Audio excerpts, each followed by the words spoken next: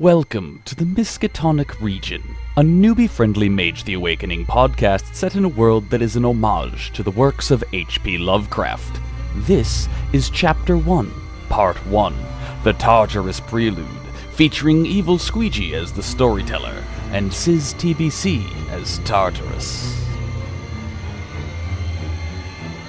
Children will always be afraid of the dark, and men with minds sensitive to hereditary impulse will always tremble at the thought of the hidden and fathomless worlds of strange life which may pulsate in the gulfs beyond the stars, or press hideously upon our own globe in unholy dimensions which only the dead and the moonstruck can glimpse.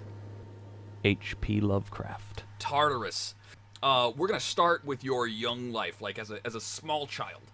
Now, we've spoken before about this, and I don't mind if you embellish or add or alter any particular detail as we're going along, so this will be a learning experience for everybody.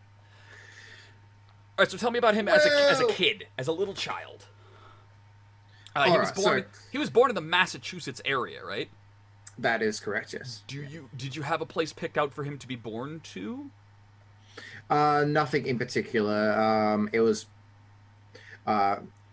out of character. It was basically bound to whatever the setting would basically best. I'll take the chance here to say that we're not actually running in real Massachusetts. We're running in a modern-day fast-forwarding of the Miskatonic region. And if you're familiar with that, then you just went, oh, cool! That's the setting that Lovecraft really hammered home for his whole... Arkham, and he used Salem a little bit, Innsmouth, Dunwich, and so forth with the Miskatonic River and Miskatonic University. So there are a lot of fictional places here. So we'll say, if you don't have anything picked out, I'm going to say, which Cabal is your mentor in? Is he in... I think he's in Words of Power, right? That is correct, yes. Okay, so we'll say that you grew up in Arkham, because that would explain how he was...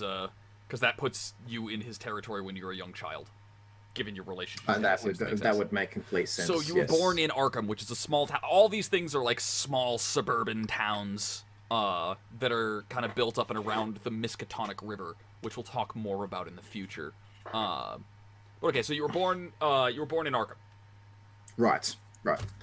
Okay, so let's say his childhood up to a certain point was relatively normal. You would think basically like a would say like a high-born family that would go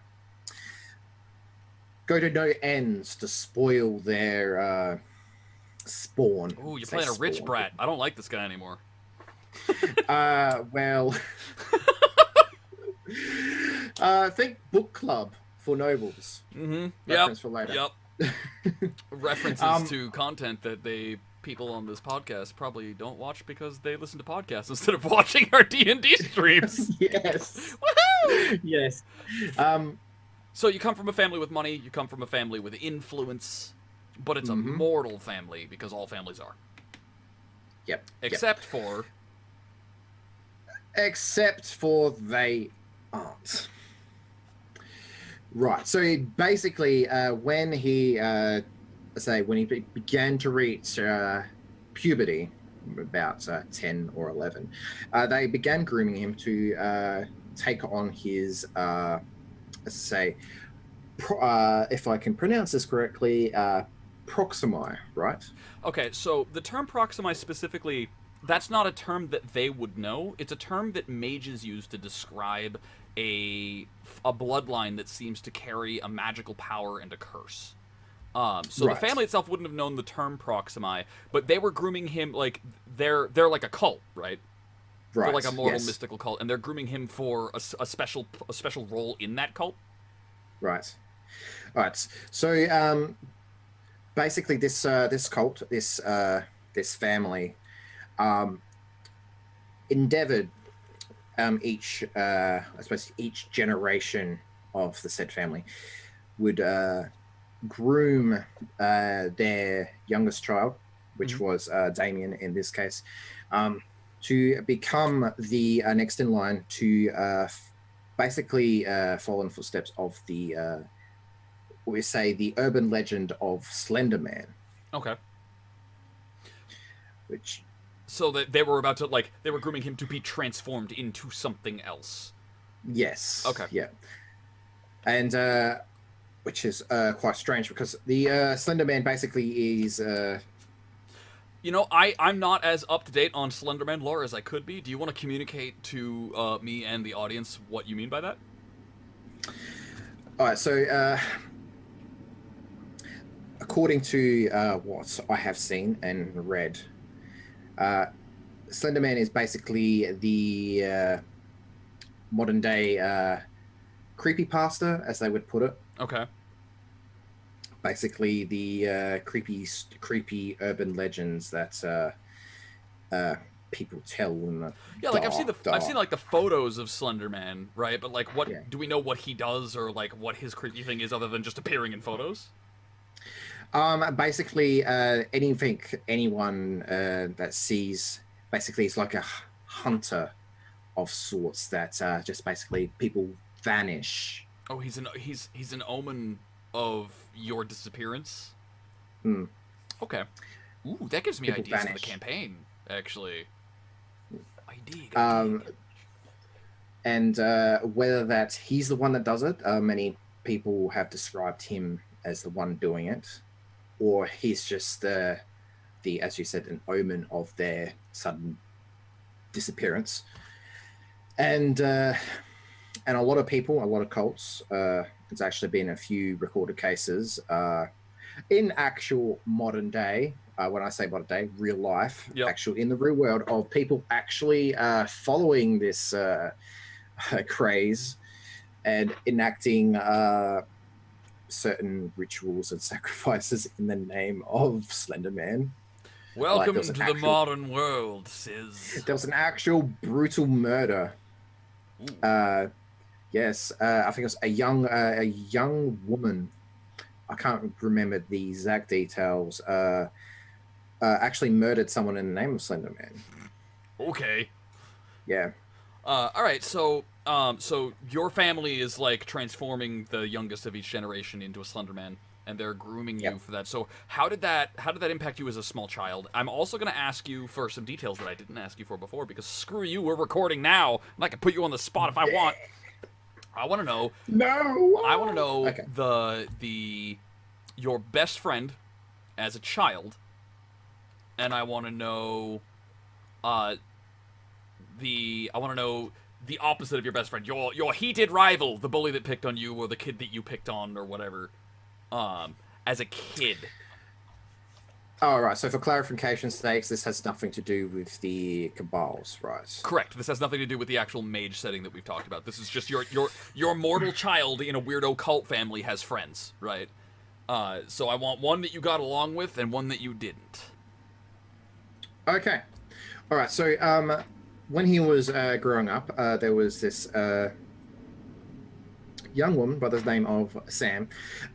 She, her family worked for the Luxfords. Okay. Basically, as housekeeping.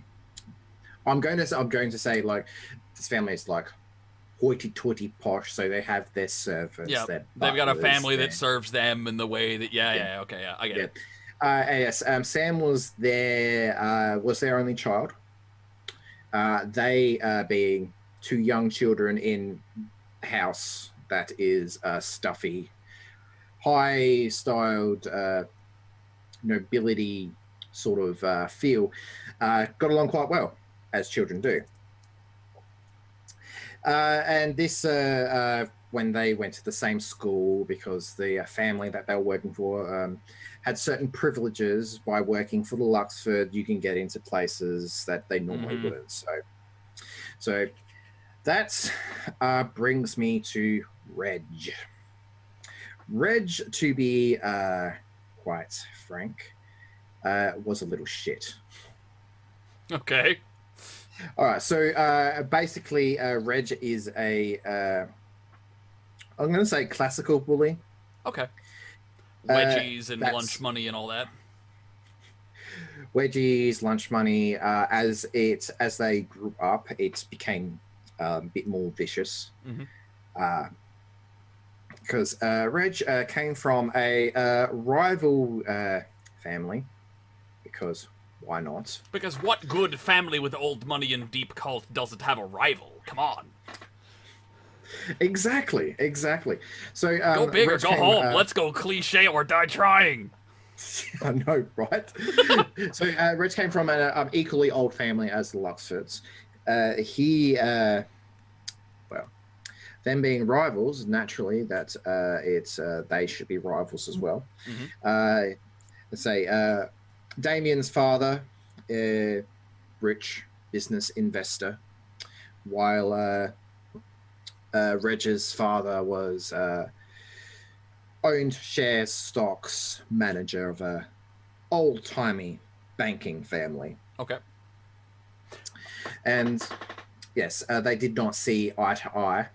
So there's Reg the bully, and your BFF was Sam, who was from the family that serves the Luxfords, right? Yes. Okay. Yes. All right. So with that, like, what was one lesson that what was the one lesson that that Tartarus's name, Damien, you said? Damien. Yes. Yeah. So what is one lesson that Damien learned before the age of 10, where he was like brought into everything that his family would have been certain to teach him? One lesson he learned in that youthful stage of his life. There is an old saying that family comes first. Blood is blood. Ooh. Okay, I like it. All right, so we're going to move on from that phase of your character's life, and we're going to move into your young adult life. So this is after you've been groomed, because I'm assuming that the grooming, it to work at all, like the transformation would have to have happened somewhere around the age of 20, which means that they need 10 years to groom you for it, which means that that your character can still exist at the age range I had thought they were going to. Shifty eyes. All right, so your young adult life, I want to say like around 17 or 18, 19. We'll say 19 years old. The transformation is coming close. Right. And that's where we're going to have a near-death experience. But was there anything significant about your young adult life up between 10 and 19 that you wanted to mention? All right. So basically, from that age onwards to the point where the transformation almost happened, basically he was pulled out of his school. He was home tutors. That so that they can groom him in the Luxford ways. Basically go full blown. You really know how to make me hate a family. I dig it. I will take much joy in torturing these poor innocent and not so innocent NPCs. Poor innocent NPCs. Yes. All right. So what about Sam during these years? Were there any developments there with her? Sam still went to this school that Damien went to, although Damien was encouraged to not associate with the lower-born class of people, which was the family that served underneath them. Though that he, I'm going to say, eventually obeyed the family wishes, but this is not until very, very, very late, nearing towards the transformation, that when he realized that what was going to happen to him, and that he was going to sever all ties with people. Okay, so basically he struggled with the idea that he wasn't allowed to be BFFs with Sam because of the positions they were in, until he realized the transformation was going to be a total eclipse of everything he knew. Well, basically, being part of this servant family wasn't quite enough for her. Eventually, when Damien severed ties with her, basically she left to find greener pastures. So as far as she can see, basically someone that she's known for I'm going to say about 12, 13 years, severed all ties with her for no apparent reason whatsoever, and just couldn't deal with that. Well, so man, she you really know how to hand me an NPC now, don't you? What NPC? I don't know. I don't know what you're talking about. What? All right. So from there, you are probably within a month or two of the transformation. When the only note that I have written down here is that there is an accident that almost kills you. Right. So what is the accident? That's what I want to know. So, going back to the blood feud between families. I knew we could make this relevant somehow. Damien and Reg. They, I would say that it was an accident. Unquote. However, it was no accident. So Reg pulls some shit, and Damien almost dies. This was going back. So this is about the 18th year. This is about the time where they would be graduating. Okay. And it's an old tradition that all the old students that have left get invited back. Yeah, the alumni, right? Yeah, right. So that night, Damien, walking back from I'm going to say party, for lack of a better word, was set upon by Reg and Thugs. And then quite promptly, after being beaten near the inches of his life, thrown into the river. Into the Miskatonic? Mm. Ooh, that's all kinds of juicy for reasons you don't know yet, but you probably do know because I wrote that up for you when you read it. All right. So you've been beaten within an inch of your life, probably past that inch of your life, and dumped into the waters of the Miskatonic River by people who just don't know how powerfully mystical and magical the waters of the Miskatonic River actually are. You will then wake up in a cold, dark room. After some investigating, you will realize that the ceiling is a little low, and it's like the dirt ceiling with like roots kind of dangling out of the top, right? Like it's like you could almost punch up to the surface, and you realize that it's grave dirt, and you are in this subterranean chamber, right? And the walls are just coffins. There are no walls. The walls themselves are coffins, specifically coffins much like those you see in like the old-timey paintings of like the Puritans that settled the Massachusetts area. Right.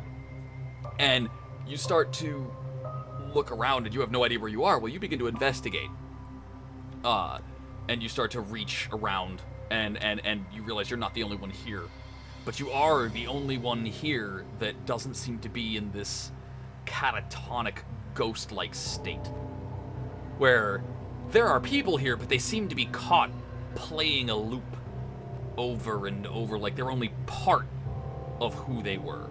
And they're aware of you, but only in so much as they can be in that moment. And then they reset to the beginning. They flicker in and out, and you can see through them sometimes. Sometimes you can't. Some of them have huge gaping head wounds, or their chests are like gorily torn open, as if their death wound was still there. And off in the distance, like the last few moments of their life. Yeah, or the most significant few moments of their life. But you're not like that. You're clearly capable of, unless you're just in a particularly large loop that hasn't ended yet. And you start to wander around. It's like a maze down here, and it seems to sprawl on forever until you eventually see, like the ceiling that was so cramped kind of opens up and reaches infinitely into a deep shadow above you. And you can see off in the distance on a precipice over a hungry cavern is like a bone or a stone, you can't quite tell, tower. It stands out. It's not made of coffins, and it's some vertical phallic structure. And you make your way off in that direction. And as you approach, there are these... To call them pearly gates would be an amusing irony, because they are made of bones, with skulls sitting on top of them, and dead vines have grown through them and entangled all throughout the white bars, and you have to walk up, and you actually have to force your way through. You have to, like, you kick it once and it doesn't give way, and you kick it again, and with a snap that sounds like a broken bone happening, the gates swing in with a rusty creak, and you can approach the stone, cold, lifeless stairwell that kind of opens up and widens to a big, ominous door, double doors of the tower itself. And you can push inward. Now, what is it that you would say over the course of your character's life, up until the age of 19, he most strongly associated with the idea of death? Like, was there a grandmother or anything that definitely, like, imprinted on him? Okay, so going back to the bloodlines and the Luxford family, that he would see that that every generation, every death is like one big spanning picture of the Luxford name. Mm-hmm. That's basically himself, his father, his grandfather.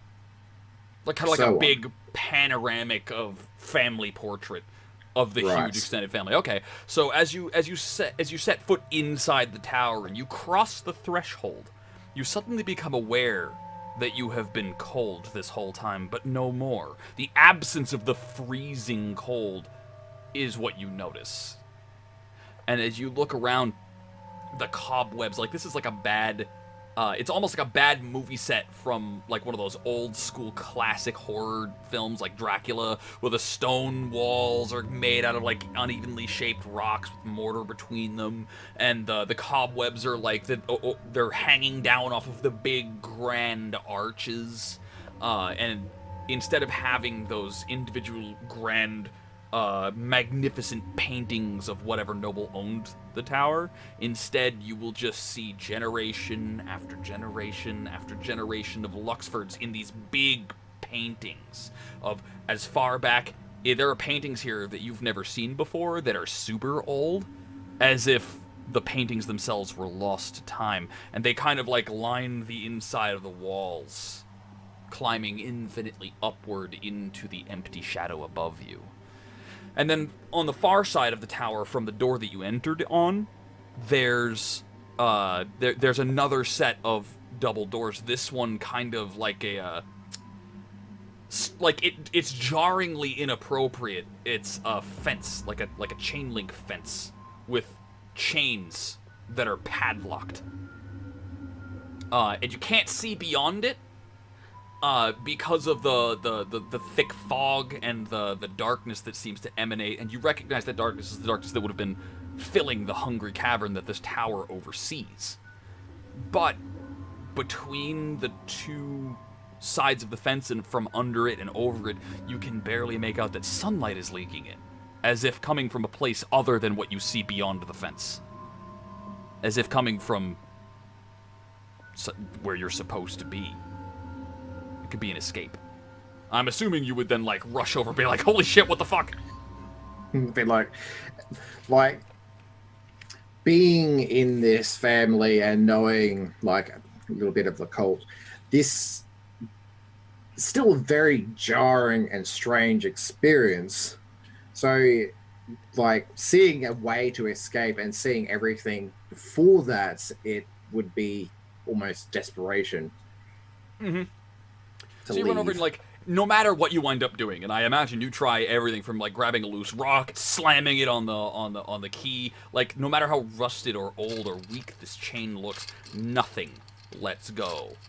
of this fence. You can't open it. And that's when you'll become aware of, not too far from the fence, on like a stone table that looks a bit like an altar and has, it's got skulls carved into the side of it, and there are blood stains, old, ancient, dried blood stains that litter the surface of it. On top of it is this really dusty old tome with a thick binding. And it has like a portrait on the front with a face that you don't recognize.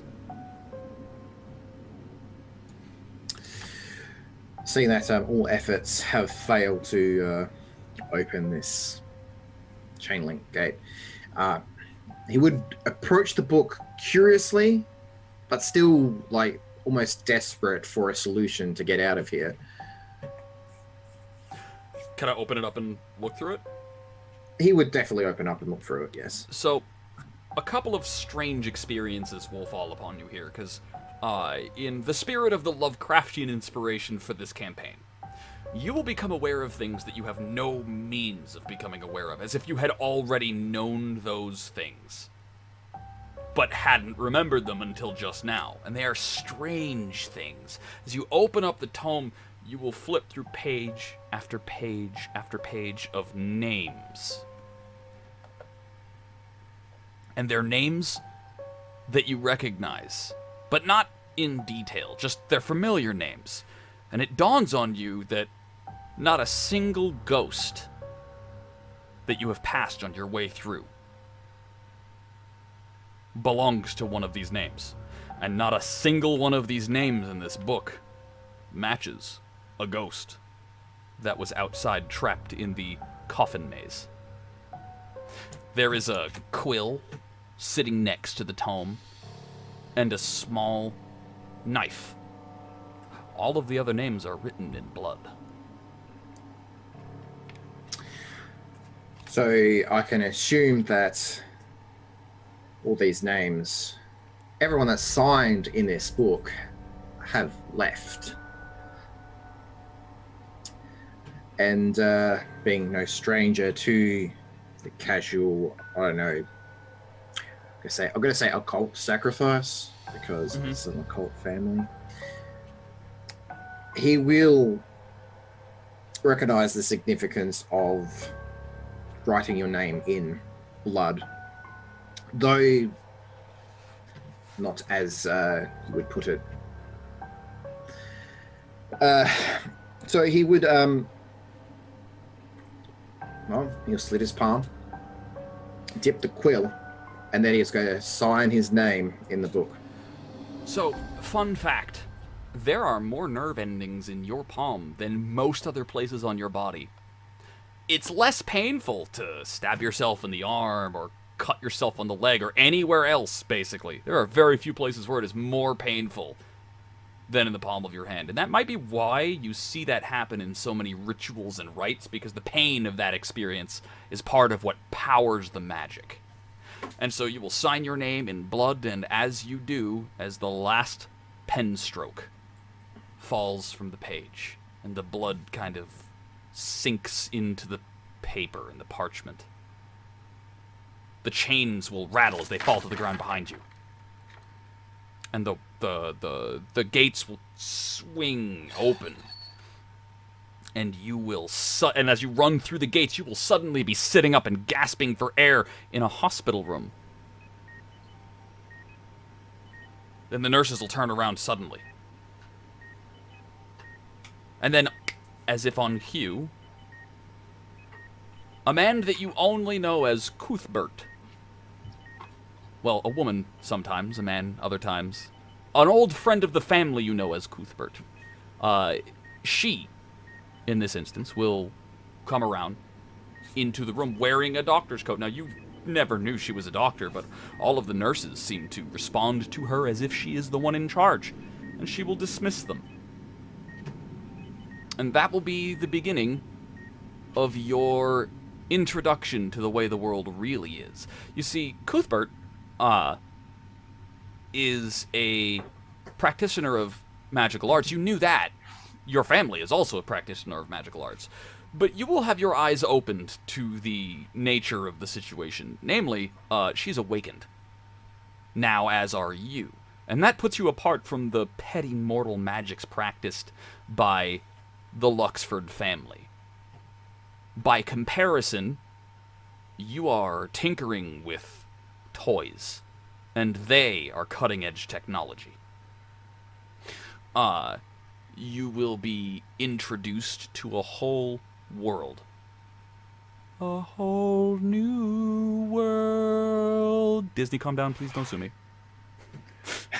of magic. You'll be introduced to the Miskatonic region, to Arkham, to Dunwich, to a world of people who practice reality warping magic and their society, and you will be brought into Cuthbert's, like as an apprentice to Cuthbert. As it turns out, Cuthbert is a very influential person in this world. He's what you call a counselor.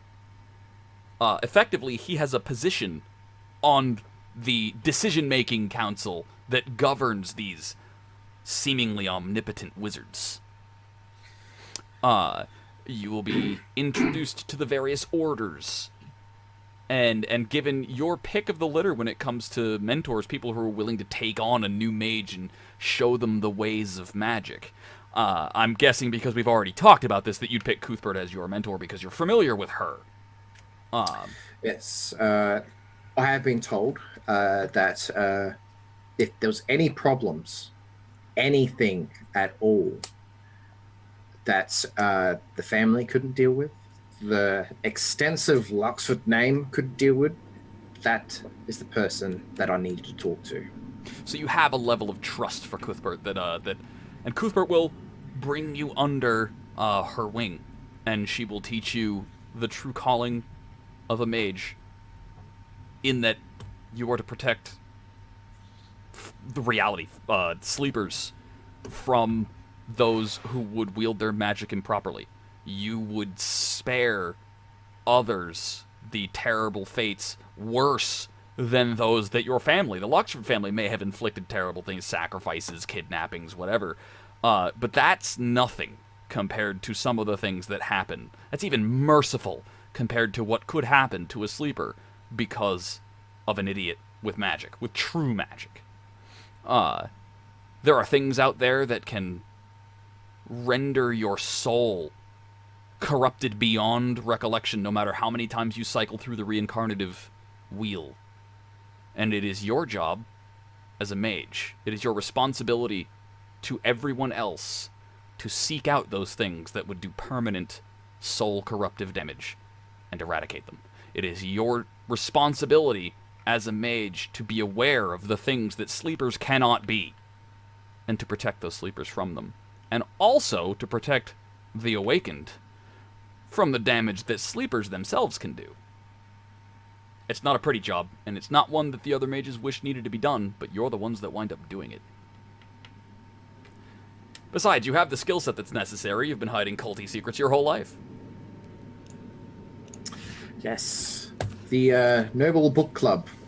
That's a very exclusive club that only the finest people in society can participate in.